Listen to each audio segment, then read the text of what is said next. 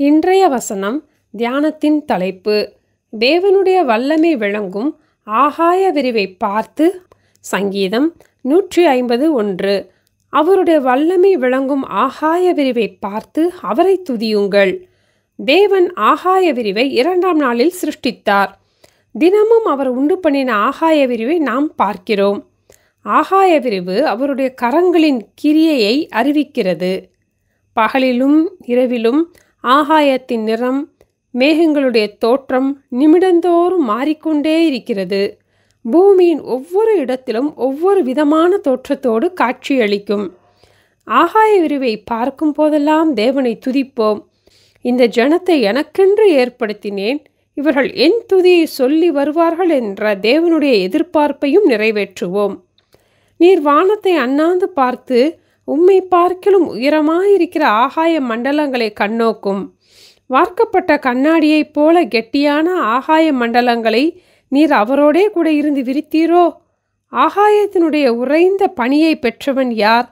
ஆகாய மண்டலத்திலே பிரகாசிக்கிற சூரியனை ஒருவரும் நோக்கி பார்க்க கூடாதே. ஆகாய துருத்தியில் உள்ள தண்ணீரை மழையாக பொழிய பண்ணுகிறவர் யார் என்று பல வசனங்களை யோபு புஸ்தகத்திலே நாம் பார்க்கிறோம். நம் தேவன் எவ்வளவு வல்லமை உள்ளவர்! இயேசு உயிர்த்தெழுந்த பின் பரலோகத்திற்கு எடுத்துக்கொள்ளப்பட்ட போது அவரை பார்த்த கலிலேயர்களில் கண்களுக்கு மறைவாக ஒரு மேகம் அவரை எடுத்துக்கொண்டது.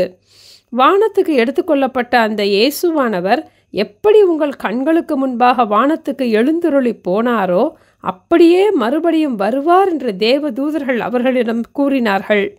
கண்கள் யாவும் அவரை காணும். ஏனெனில் கர்த்தர் தாமே ஆரவாரத்தோடும் பிரதான தூதனுடைய சத்தத்தோடும் தேவ எக்காலத்தோடும் வானத்திலிருந்து இறங்கி வருவார்.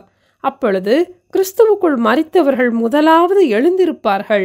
பின்பு உயிரோடு இருக்கிற நாமும் கர்த்தருக்கு எதிர்கொண்டு போக மேகங்கள் மேல் அவர்களோடே கூட ஆகாயத்தில் எடுத்துக்கொள்ளப்பட்டு இவ்விதமாய் எப்பொழுதும் கர்த்தருடனே கூட இருப்போம். ஆகையால் இந்த வார்த்தைகளினாலே நீங்கள் ஒருவரையொருவர் தேற்றுங்கள். முதலாவது ஆகாய விரிவை பார்த்து தேவனை துதிக்க ஆரம்பிப்போம். இதோ சீக்கிரமாய் வருகிறேன் என்ற தேவன் மிகுந்த வல்லமையோடும் மகிமையோடும் மேகங்களுடனே வருகிறதை சீக்கிரத்திலே காணப்போகிறோம்.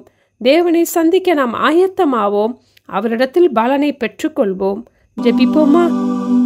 எங்கள் அன்பின் ஆண்டவரே, உம்முடைய வல்லமை விளங்கும் ஆகாய விரிவை பார்த்து உம்மை துதிக்கிறோம். மேகங்களுடனே சீக்கிரமாய் வரப்போகிற தேவனை சந்திப்பதற்கு எங்களை ஆயத்தப்படுத்த வேண்டும் என்று இயேசுவின் நாமத்தில் ஜெபிக்கிறோம் பிதாவே. ஆமென். Thank you. Have a blessed day.